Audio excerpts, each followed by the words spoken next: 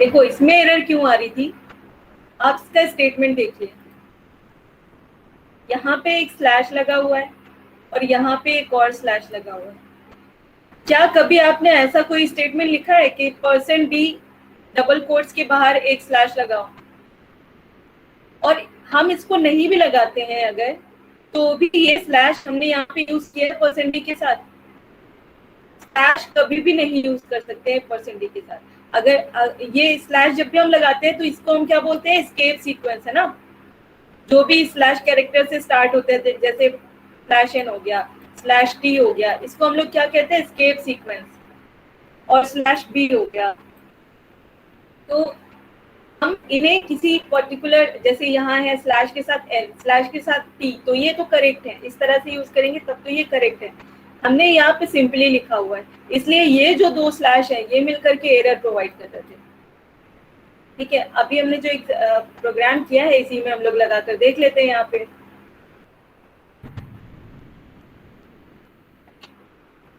ये वाला तो देगा ही एरर ऑब्वियसली, अगर हम इसे नहीं भी लगा रहे हैं।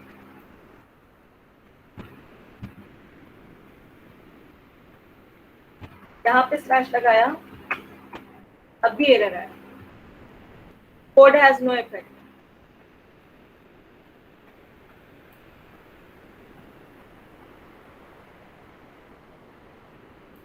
ठीक है, तो हम यहाँ कभी भी इसके साथ नहीं लगाएंगे।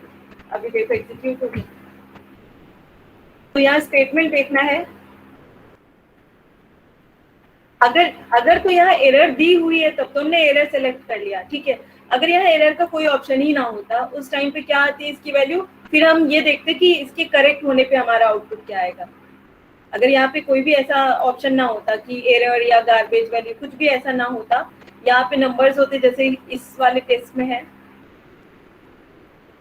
नंबर इस वाले में है कि 0, 10 एंड डिफरेंट वैल्यूज के साथ होता, तो हम क्या सेलेक्ट करते कि ये वाला स्टेटमेंट एग्जीक्यूट होने, सक्सेसफुली एग्जीक्यूट होने पे कौन सा रिजल्ट देता, तो हम यहाँ पे 0 फिर सेलेक्ट करते हैं।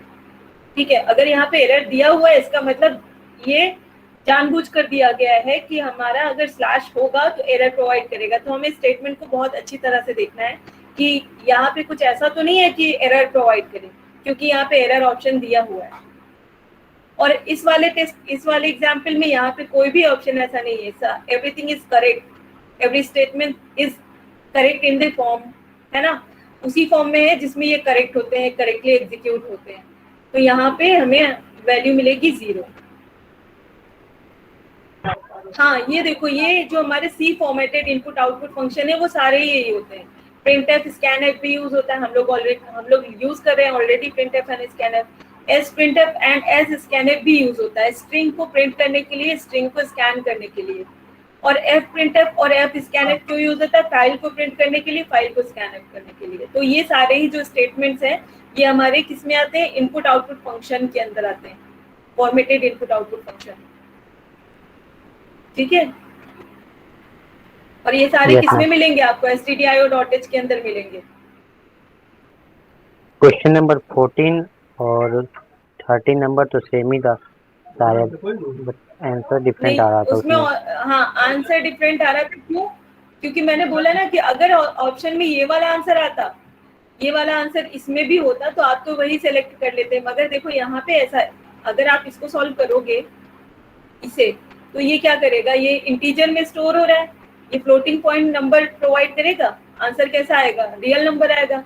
तो रियल नंबर को हमें इंटीजर में कन्वर्ट करना है, क्योंकि ए कैसा है, इंटीजर है।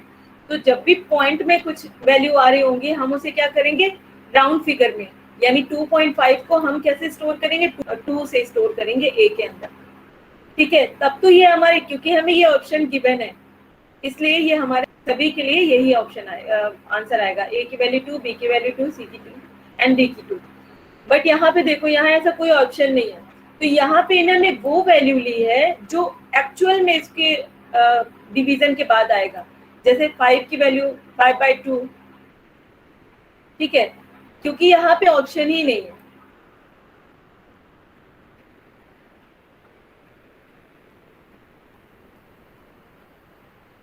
ये इसलिए आया है, यहाँ पे देखिए, ये 5.0 डिवाइड बाय 2, यानी कि ये जो फ्लोट फ्लोटिंग पॉइंट नंबर था ना, ये भी फ्लोटिंग पॉइंट नंबर था, ये भी फ्लोटिंग पॉइंट नंबर था, और ये भी फ्लोटिंग पॉइंट नंबर्स हैं।